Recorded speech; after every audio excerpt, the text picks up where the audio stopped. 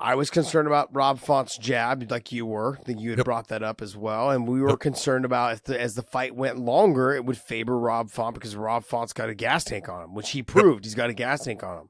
Yep. What we were wondering was, would Jose Aldo use his kicks? And it wasn't until the third round, right? The third round? Yeah, I want to say it was the third round. Yeah, his corner said, start using your kicks. They're there. Kick the kicks. And it was. It was. I'm gonna play devil's advocate. Not have a devil's advocate. I want to point out something. He couldn't have used them in the first round. Rob Font was switching so much. Yeah. That why spend that much energy chasing that leg early in the fight? The boxing, he was trying to get the timing down. That's why he really didn't do shit in the first round. Jose didn't do much until the very end when he was able to drop him, sit him to his butt. And I still thought that was a close round. I mean, I know he got dropped, but he also wasn't able to do a whole lot after he dropped him because he smothered the space. But I did give it to Jose also, but because I'm a homer, and I wanted to see. I like old people, man. I mean, I'm going to be biased towards the old people every time, probably. Thank you. Not me. Yes, yeah. not that old. Not that old. No. I'm gonna lean towards Herzog, and Beltran, those guys. But no, Jose. I thought Jose once he was finding his space. He was waiting though. He was really kind of pacing himself in the first and second round. He was landing the cleaner, harder shots. I thought the second round was close. I could have seen that possibly going to, and I think one of the judges gave the second round to Rob because one was 49 something. But he got stung again, and that was the big difference in the fight for each round. Look, Rob actually, if you want to go by time, did better work over more of the round than Aldo did, but Aldo landed the heavier shots and hurt Font consistently, almost in every round, and he would take the round based upon he hurt him and he put him in danger. Aldo Font came out and did really well and was, take a look at Aldo's face. You could see how that jab was jacking, his eye socket up and everything. And he had a lot of damage on his face because he ate that jab a lot. And I actually thought that Font kind of didn't use the jab as much as I thought that he would. Even though he used it, there were times he kind of got away from it because he was getting hit straight down the pipe by the right hand, and that was giving him problems and stuff. But I thought that, I thought the scoring was right. I thought Aldo was winning the rounds, even though Font was actually having moments where he was really fighting well and actually, winning more of the round as far as with volume. And then the power would come in and Aldo would land that big shot and put him down. Hey, that swung it over to Aldo. And you got to give it, Aldo has that in his back pocket. He's got power. Yeah. At 135 pounds, he can still crack. He's got the power at the hands. He just, I don't know what it is. He doesn't have the output. He used to have he gets tired. Like he had a lot more. Yeah, he gets tired. But he always did. I don't know why. He always did. He did. But I don't know. I looked at it differently back then because you want to know why? He was fighting guys like Mark Hominick who are just fucking guys that have gas tanks out the ass. Yeah. Like that guy would spar Shark Tank for 45 minutes straight with a new guy every 2.5 minutes. And he'd be like, okay, who's next? Who's next? And everyone's like, we're dead. We're tired of beating you up. We're tired of trying to take you down. We're trying to push. Like he could keep going. Jose. So I never looked at Jose as like someone who needed that he was a gasser. He didn't gas out. He just fought guys that had pretty big tanks, like Cub Swanson, and then Mark Hominick and other guys that they had good gas tanks.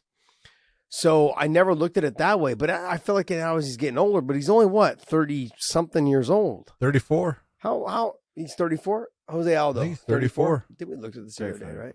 35. 35. So it will work against him. But his ability. September 9th. Okay, so 9th, yeah. Recently came through. Just recently. But his leg kicks and his ability to go to the body, he used to go the right hand, left body shot, and then head kick over the top. Yeah. Like he used to throw that combination all the time. It was beautiful. Or he'd go leg kick to the body. Or leg kick to the body. That made no sense. He'd go right hand body shot and then leg kick. Just nasty. Are you making fun of me? I saw you smiling right there. What was all that about, huh? Leg kick to the body. Body shot to the leg. What? Yeah, leg kick to the body. What are you talking about? Everyone's, guys, calm down, man. Okay, everyone, you guys calm down. I'm literally working off like 4 hours of sleep. Guys, come on, give me a break. I'm going to continue to use that excuse. I will. Forever. Forever. I loved the fact that he went to the leg kicks as soon as his corners told him. He listened to them. Great, because Rob Font had stopped switching stances by halfway through the second round. And then that leg was just there to be beat up. And you saw right from the time and the moment he started using that leg kicks, it changed the way that Rob was fighting the fight. And it changed the jab. A little more. It changed the jab because he knew that he was eating him up on that jab anymore. That's it. And then those leg kicks, actually, one of them was one of the ways that he was able to get Rob Font to the ground to control majority of that round. I want to say that was in the 4th round. He was able to he kicked the leg, was able to jump on top and control the rest of the round that way, or majority of that round. It was his ability to get the fight to the ground saved him in the fight because he was getting tired, and he was able to control the position. You saw like he would work himself to mount, and then Rob would get himself back to a half guard, but worked himself to mount multiple times. But he wasn't trying to do damage. He was just trying to, I'm trying to stay on top of him. I need air. Which is okay. We say there's those moments in the fight. You got to find those places for you to grab a little rest. And that's what he was doing because he knew that, he'd been pushed hard. And I'm gonna say this. I'm gonna say this like it pains me to say this, but with a great performance and a win, it puts him right in that title talk again. But he's not beating Peter Yan. No, it's just, and that's the only thing. I'm just like, damn. Like, you could look until you fix that cardio situation, because I think you can have some success with that leg kick against Peter Yan, because Peter is very heavy on the legs because of his boxing. His boxing is his mainstay. He'll throw some kicks, he'll do some foot sweeps, all of those things. But if Jose doesn't use his leg kicks against Peter Yan, he has no chance, none. And we saw that in the first fight when they fought. So, and he's got to fix the cardio situation. And I don't know if he can. 35 years old, fighting guys that are that fast, that active, and that type of pace. I don't know if he can. It's a matter of it's kind of similar to like BJ Penn. There's nothing to fix. He trains hard.